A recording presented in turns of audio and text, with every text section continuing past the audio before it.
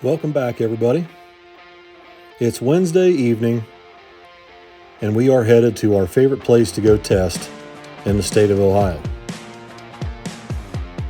The truck hasn't been itself in quite a while, and we really need to be able to put a load on this engine to test our carburetor adjustments.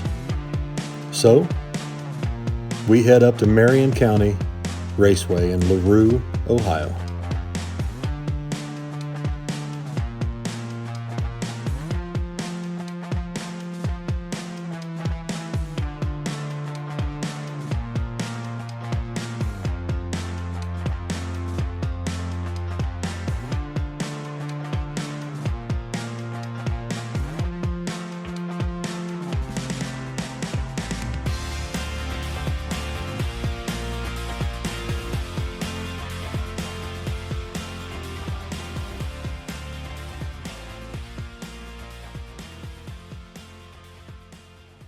All right, guys, so we're up here at Marion County Raceway tonight. We're going to test the S-10. I showed you guys yesterday the changes and repairs, what I should say is repairs, that I made to the carburetor. And we've been struggling really, as I think back on it, we were struggling at dig or die. And that's been quite a while ago. But we were struggling at dig or die with it a little inconsistent on the launch. And Billy thought it was the amount of timing he was pulling. I thought it was the amount of timing he was pulling. But in reality, a few weeks back, I was working on this air-fuel ratio issue. And for whatever reason, I should have thought about it. It should have hit me back then. But I kept increasing the rear power valve channel restrictions. And I couldn't get the carburetor to react. I couldn't get the air-fuel ratio to change like it should have. So I said, screw it. I started drilling out jets. Well, then it got real fat.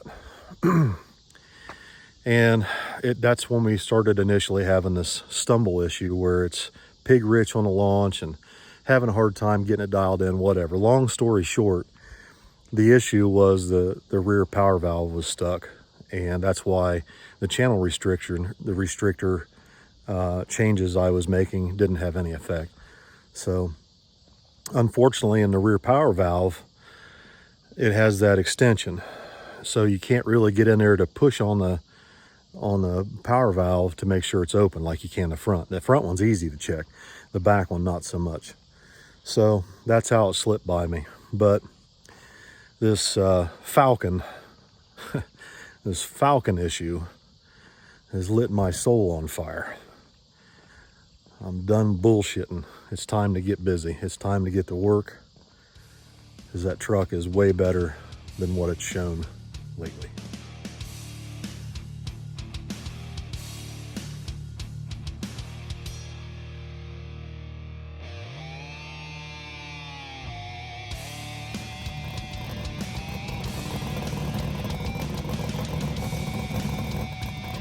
So we warmed the truck up, grabbed a jug of stripper glitter, and headed for the right lane up at Marion. But the first pass off the trailer wasn't very good, and it spit and sputtered all the way through low gear. So we got the tools out and got to work. I made a few adjustments to the carburetor, and we went at it again and again and again until we got this thing where I thought it needed to be. The last pass of the night on the truck was the best one by far, but it still wasn't perfect. Although it was making really good power and it was doing a lot better, it still had a slight miss under power. So we decided to take the truck home and check all the plugs and the ignition system. Meanwhile, Molly showed up with the Mustang and she made a couple test hits before we headed home. She's doing much better using the line lock.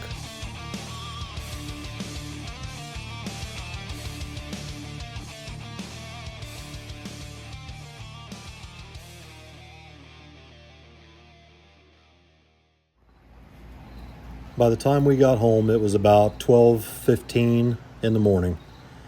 Billy started pulling spark plugs out, and sure enough, they definitely needed replaced.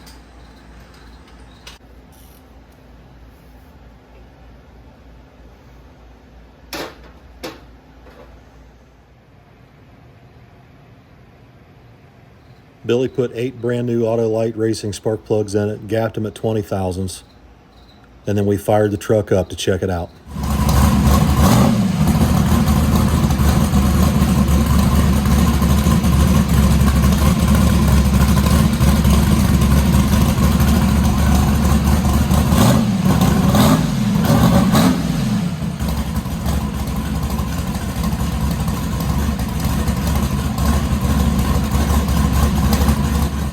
The truck sounded much more clean and crisp with a new set of plugs.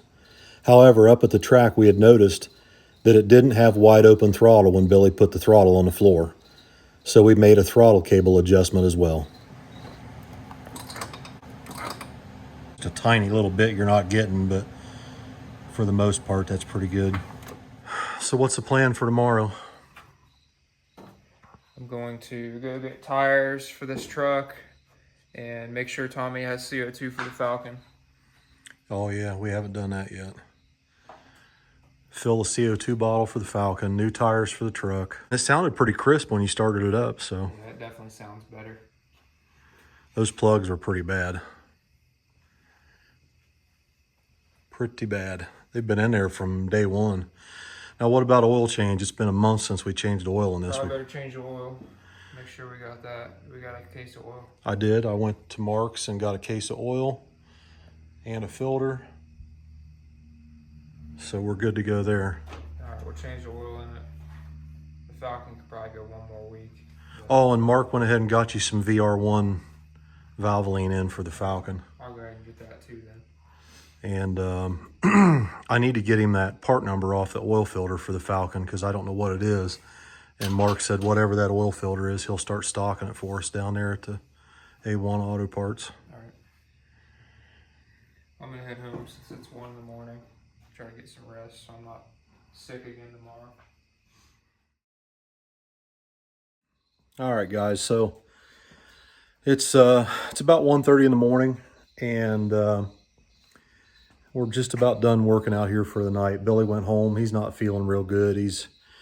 To be honest with you, I think he's just absolutely exhausted. Kids are kids, and you know, it's a lot of work to go racing and get these cars ready to go. And in all honesty, he really needs to come home and rest the day after, but that never seems to happen. Last weekend, they went boating all day, and there's just always something else going on the day after the race. And I understand they want to unwind a little bit, but at the same time, they need to get some rest too. And they haven't done that in a long time, and I think he's getting burnt out. So hopefully he gets some rest tonight and he can come back tomorrow in better condition.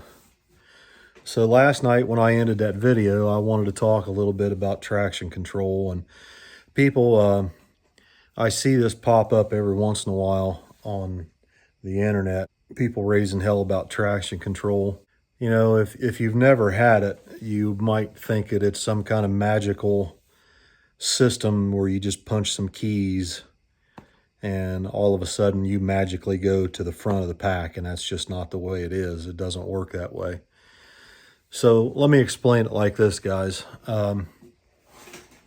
If your chassis setup and suspension setup and your shock package, your ballast, your ride height, your pinion angle, your 4-link instant center, or your traction bar settings, all of that is like a recipe that you make a cake. And you can either have a really nice chocolate cake or you can have a cow shit cake. It just depends on how you bake it and how you put it all together. And that's just the long and the short of it. Now, if the cake you've made, if your combination, your recipe that you're using is good for, say, your street racing on a spot that's pretty decent, and your 146 60 foot is your best 60 foot, and you know the car is going, let's say 580s. Your particular car is going 580s, and it's up on the tire. It's got a little bit of wheel speed. You can hear the tire squealing as it goes down the street. On video, you can see it black tracking. you can tell that it's on edge, and that's about all you can put down. Okay. So if you're in that position and you're going 580 down the street and you just turn traction control on, you're not going to go 560s. That's not how it works. Okay. Now, I will say, and we'll get into this here in a minute. I will say, if you've got a traction control system and you decide to lean on it a little bit on the next pass, you turn the traction control on. Depends on what style traction control you're using. I'll get into that in a minute. But if you knock a tire off at 330 feet real bad and the traction control grabs it and brings the wheel speed back into, back down to where it needs to be, you might save a run, but you're not going to go faster. You're going to go slower. Now, there's different types of traction control. There's all different ways of setting it up, but the best way, in my opinion, is through the Holley system. The way they've got it set up, you can do advanced tables, and you can really set it up nice using front wheel speed. Of course, you have to use front wheel speed on a delay. If you're using it on a front wheel, you would want to use probably the right front, because it's the most you're probably going to have the right front wheel on the ground more than you're going to have the left.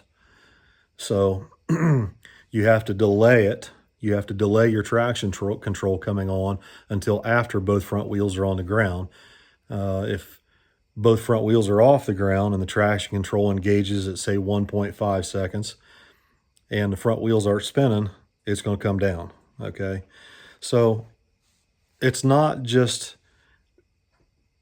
hit the keys and it just magically works. You have to program your traction control system through an advanced table in the Holley. And the best way is for a drive shaft speed sensor and a right front wheel sensor. With that being said, there are other ways of doing it with just the drive shaft sensor, but you already have to have a plot, a graph, okay, for the computer to follow, so that if the drive shaft speed goes faster than the plot that you've already got laid out, it'll pull timing and bring it back. Again, that's not going to make you go any faster, and you already have to have a fast run to use that plot. Does that make sense? I hope it makes sense. So, a lot of people get on and bellyache about traction control. And is it beneficial? Yes, in some cases, yes, it is. Especially, I think, in our case, where we have always struggled, is third round and on. Because where people tend to struggle first and second round, we always shine, because we don't have data. We don't rely on it like some other people do. That's why a lot of people cry and want test hits. We never want test hits. I won't race at a place that's got test hits. That defeats the purpose of no prep, if you ask me. That's another story. We'll get into that maybe some other time. But we've always done well off the trailer, usually. I mean, here lately we've lost twice off the trailer, but that's my fault, I guess. But generally, we're always really good off the trailer, most generally. And we're usually pretty decent second round. But where we struggle is that we don't have the data from shock sensors and drive shaft sensors and wheel speed sensors to know where exactly on the track we need to pull a little bit of power. If we need to pull power on the gear change, that all shows up in the Holley on a screen. And here's another thing I want to talk about just for a minute, guys. Part of what's so hard about the way we've been doing it for so long without any data is that everything is manipulated and everything is calculated based off of cell phone video or camera video. And we plot it out with the timer on the screen of the camera when you're watching the video back. And sometimes GoPro footage from inside the cab. And it's difficult because the ignition advance, your shock settings, your boost ramp, your dump valves, your drive shaft RPM, your wheel speed, all of that is just running around up here in my head or in Billy's head.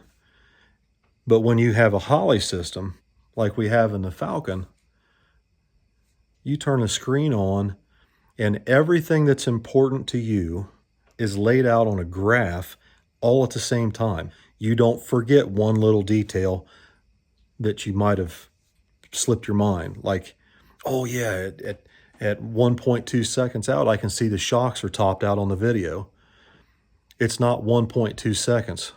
It might be 1.3, it might be 1.4, it might be 1.15. But on the Holley, it's to the thousandth of a second, okay? And you can watch when the shocks top out at 1.15 seconds, you can see a blip in the drive shaft speed.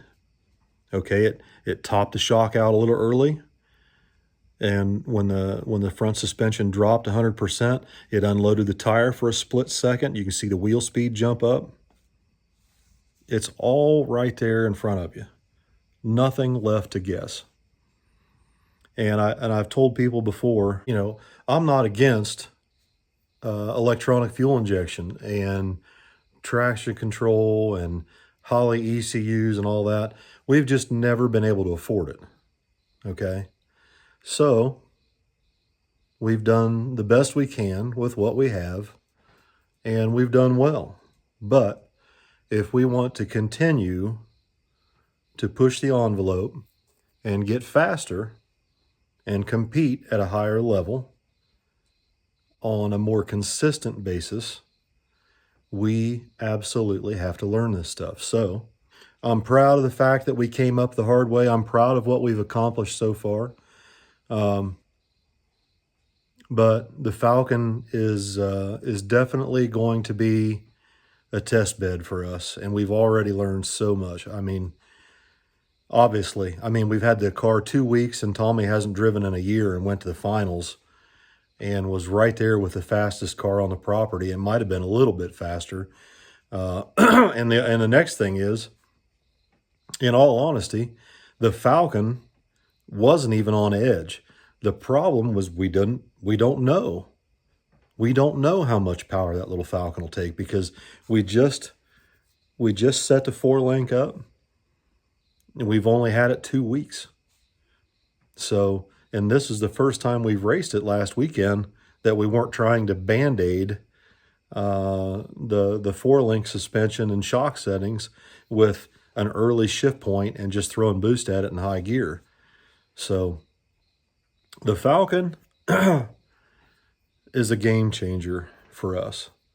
You know, I don't hate the LS stuff, the LS engine and all that. I don't hate it. I think they're an ugly little engine, and I just don't really care for them. But I don't like some of the things. I don't like the head bolt arrangement. The small block Chevy's got 17 head bolts, and you have to buy an aftermarket block and all this shit just to get 6 head bolts a cylinder for the LS and the reluctor wheels. And I'm not a big fan of it. But they do make good power. I will say that they're built like an anvil for the most part. If you got half a brain cell on your head, you can do pretty well with them. But it's just not my thing. That's not how I grew up. Young guys, they grew up different and they like different things. That's fine, whatever. But I'm rambling, guys. So I'll talk to you guys more tomorrow. Leave some comments. And one other thing I wanted to bring up is there was a lot of feedback last weekend about the shitbox class at the Rewind. And that was a class that Matt Rice sponsored up there. And it was a low entry for beginners. And I did have, actually I had more than one person message me and asked, how do you feel about a car like that Falcon in a beginner's class? I don't like it. It's detrimental. You know, no prep is evolving. especially no prep, small tire no prep is evolving. And there's all different types of, there's a front end of the track. There's front end of the track, no prep. There's front end of the track, scraped to bare concrete. There's back end of the track. There's back end of the track starting at the finish line going the right way. There's back end of the track going the opposite direction. There's terrible asphalt, no prep. There's good asphalt, no prep. There's so many different venues, so many different promoters doing it differently, and that's all good. That's fine. But it makes it very difficult to make one single rule set for all these different events the way they're run. Because the better the surface is, the more rules you're going to have to break up the cars. Because if the surface is really, really good, okay, a car like, say, Billy's S-10, okay, really can't compete with, say, I don't know, a tube chassis car. It's difficult. I'm not saying you can't, but it is difficult.